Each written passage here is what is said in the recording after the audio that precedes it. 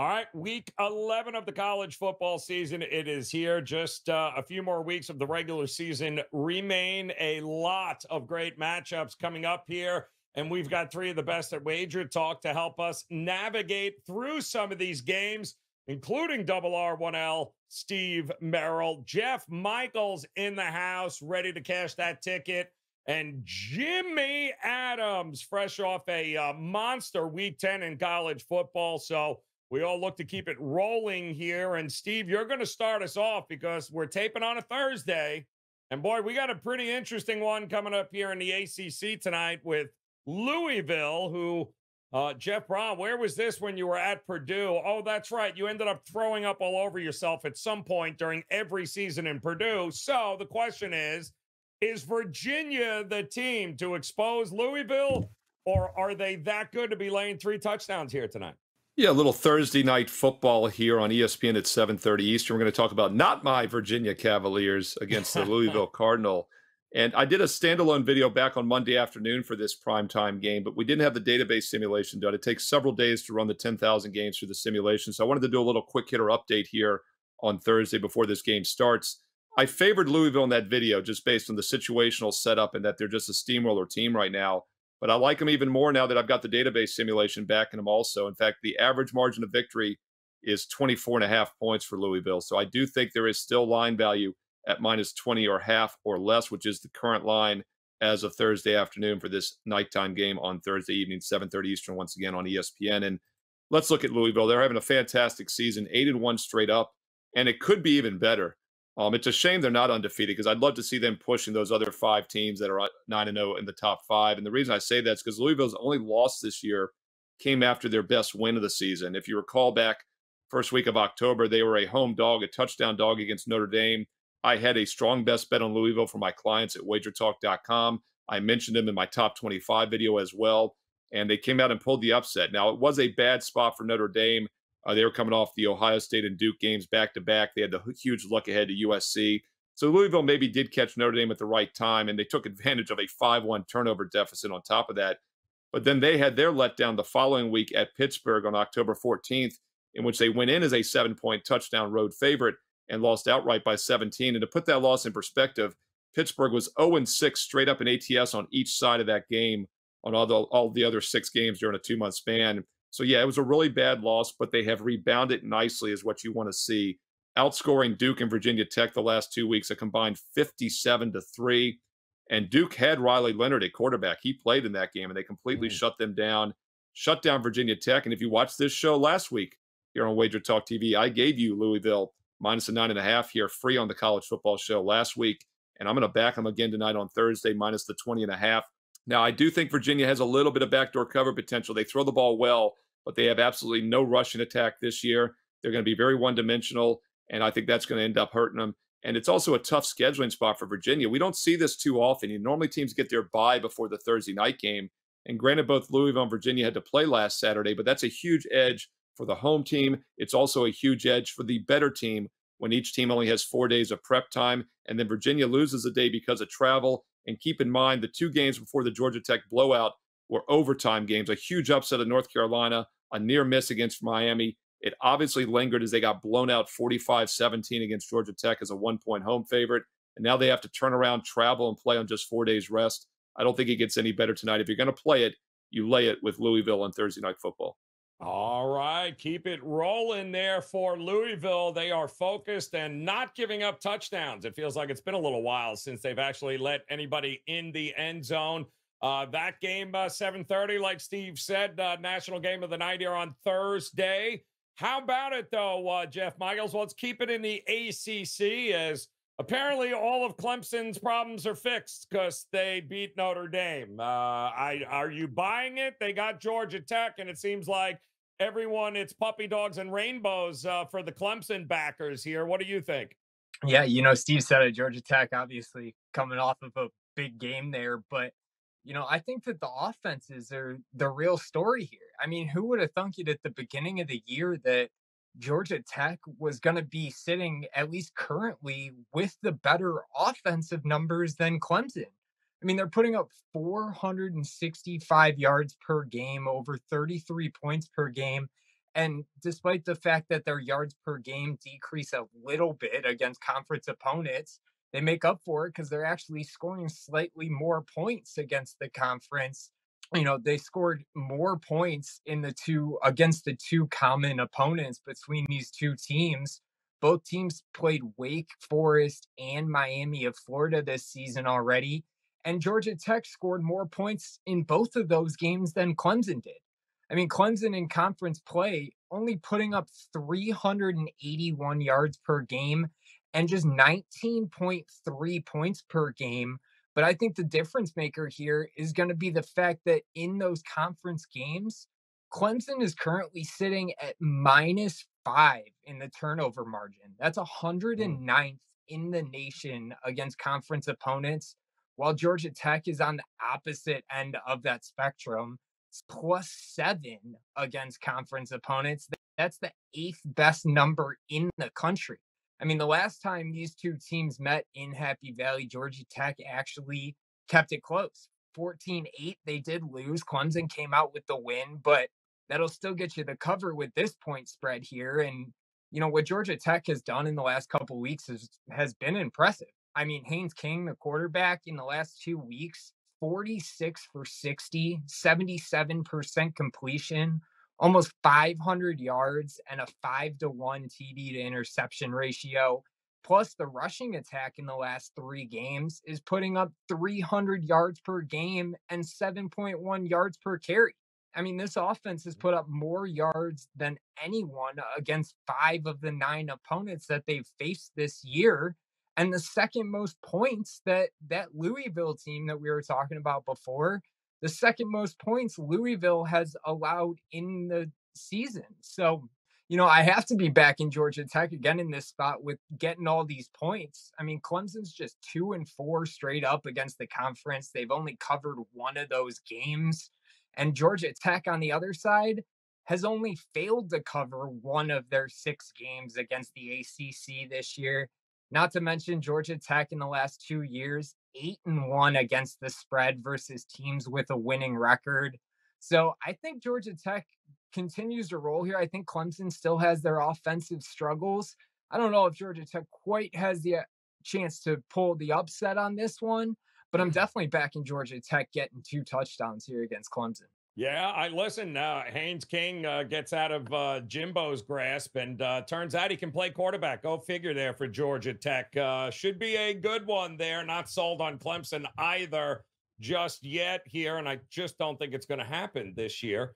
As we welcome in our good friend Jimmy Adams, who knows college football and keeps cashing these tickets. And by the way, if you're new to us here, now would be a great time for you to hit that subscribe button or that like button, as nobody has got more college football content, head-to-head matchup previews, and best bets than we do here at Wager Talk TV. So become part of the family and hit that subscribe and like button, because Jimmy's going to break down one of the single most overhyped teams in the history of college football.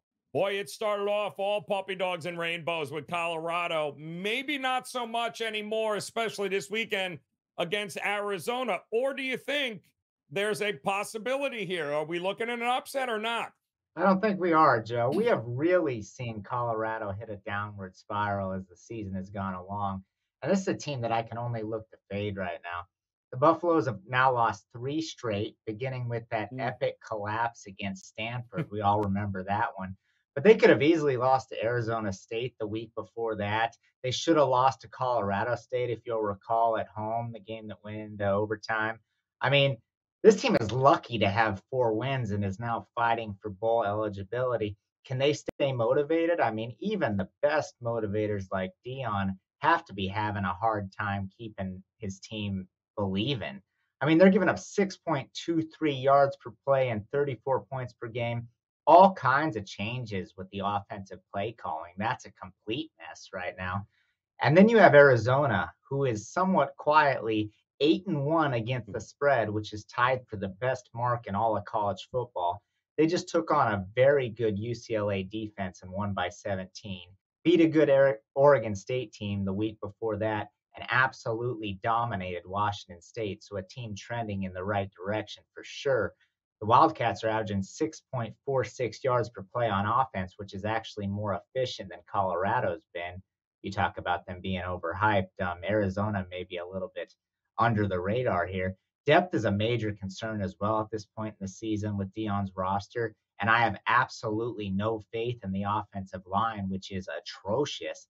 With two teams trending in opposite directions, I think Arizona continues to roll here. Give me the Wildcats. All right, looking at the Wildcats, Arizona. It's amazing nobody been talking about Arizona this year, but a good team and an awful lot of fun to watch there. So you got three big game breakdowns. We've got three best bets coming your way here. We're going to kick it off with Mr. Steve Merrill, ready to go, double R1L. Steve, tell the fine folks here about your top 25 video. Another reason to smash that subscribe button here if you're just joining us. And then take us to the SEC for a best bet here this weekend. Yeah, my college football top 25 video literally got posted on Thursday afternoon just minutes ago, so you can watch it. You can be the first to take advantage of every top 25 matchup with my simulation, my projected margin of victories, and where I would play those games as well. So some great free content is available right now. And don't forget to hit subscribe and hit the bell for instant alerts when my NFL Fade the Public video is up this weekend as well on Wager Talk TV. Let's look at a free play for this Saturday in college football. This is a game I have not talked about on any shows or videos so far this week, so I wanted to save it here for the Thursday edition of College Football Today. This game kicks off at 4 o'clock Eastern Saturday afternoon in the SEC. Let's look at Arkansas minus 2.5. Line open 3 was bet down to 2.5, so we're getting that key number working in our favor, and I do think there's some line value. My 10,000 game database simulation on average has Arkansas winning this game by about 6 to 6.5 points on average.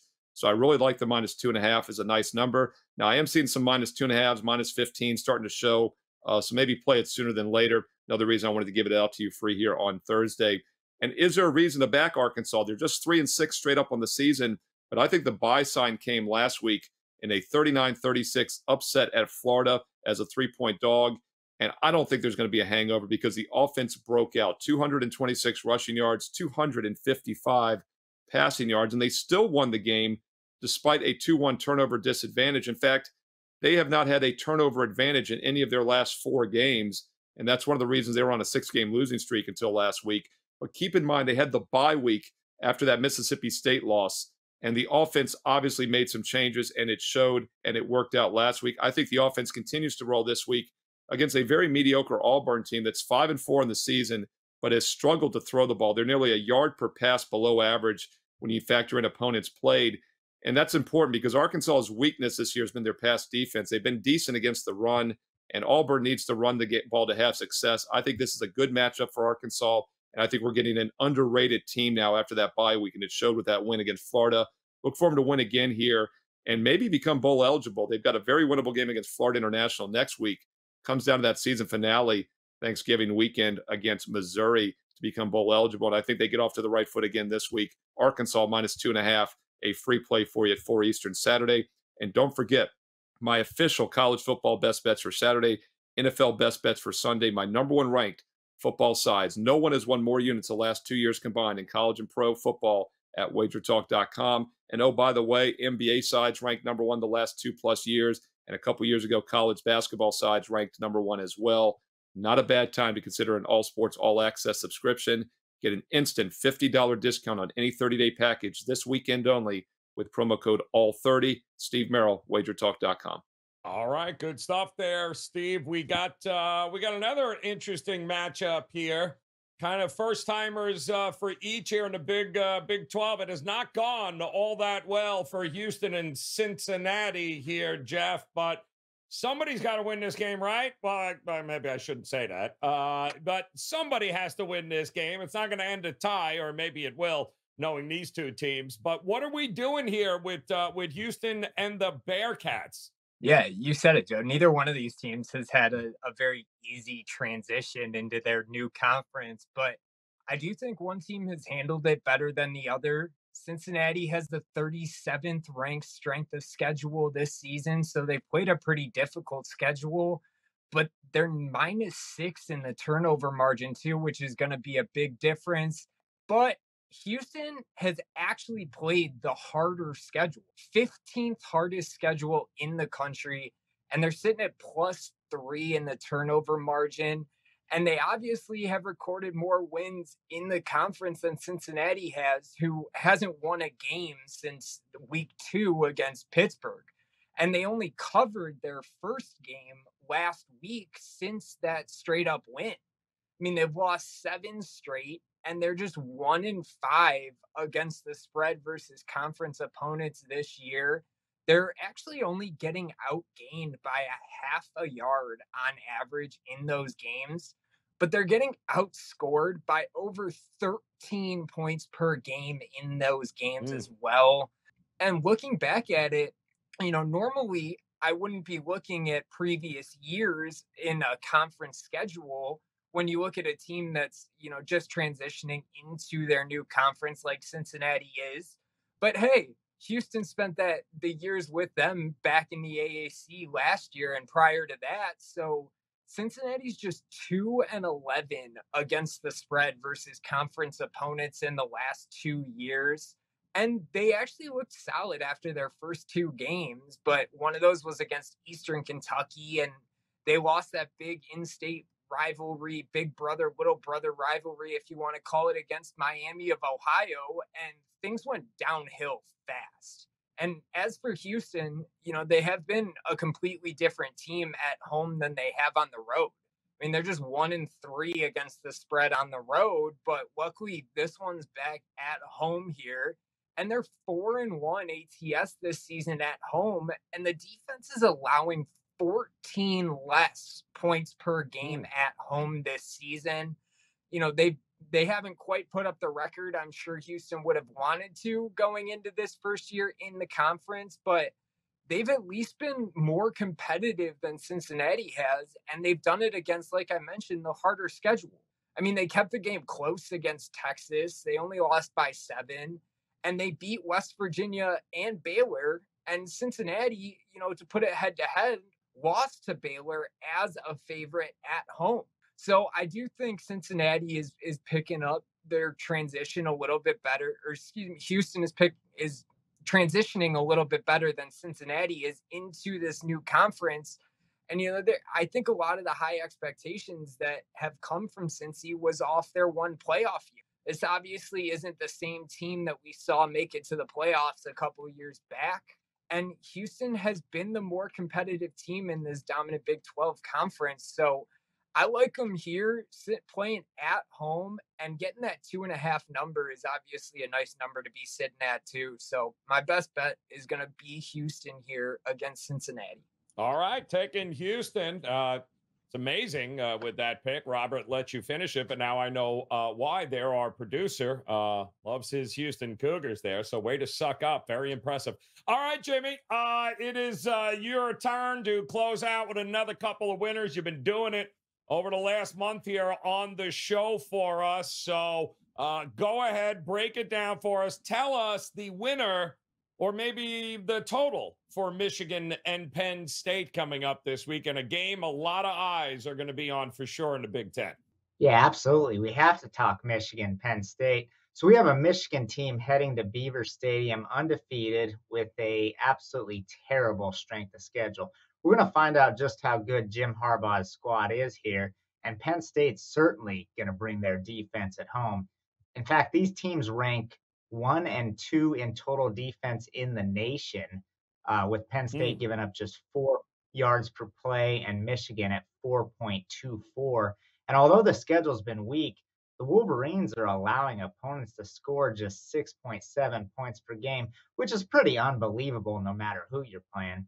But the Nittany Lions are battle tested, and this feels a lot to me like when they went to Ohio State early in the year, an easy under, which finished 20-12, and that was with some late scoring. It was a lot less than that for most of the game.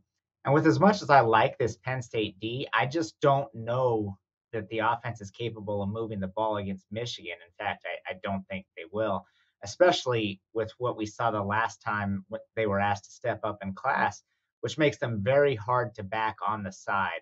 And then when you also consider James Franklin's lousy track record in matchups like these as well, these teams have been cashing overs because they've been playing poor competition, But when the top two defenses in the nation square off, we can expect points to come at a premium. Give me Michigan, Penn State under for this week's best bet. All right, looking for an under there with two pretty good defensive teams. Should be a great week 11 of the college football season. But like we said, we're not done. If it is college football content you like, and that's what you're searching for, more of the top 25, top 50 matchups from around the country in this week 11, just a click away. Go ahead. Hit that video on your screen right now. You'll get access to all of our head-to-head game previews as well as best bets from everyone here at Wager Talk TV. Don't forget to hit the subscribe button and come back and join us again tomorrow as we close out the week with another edition of the College Football Kickoff Show. Until then, best of luck. We'll talk to you again soon.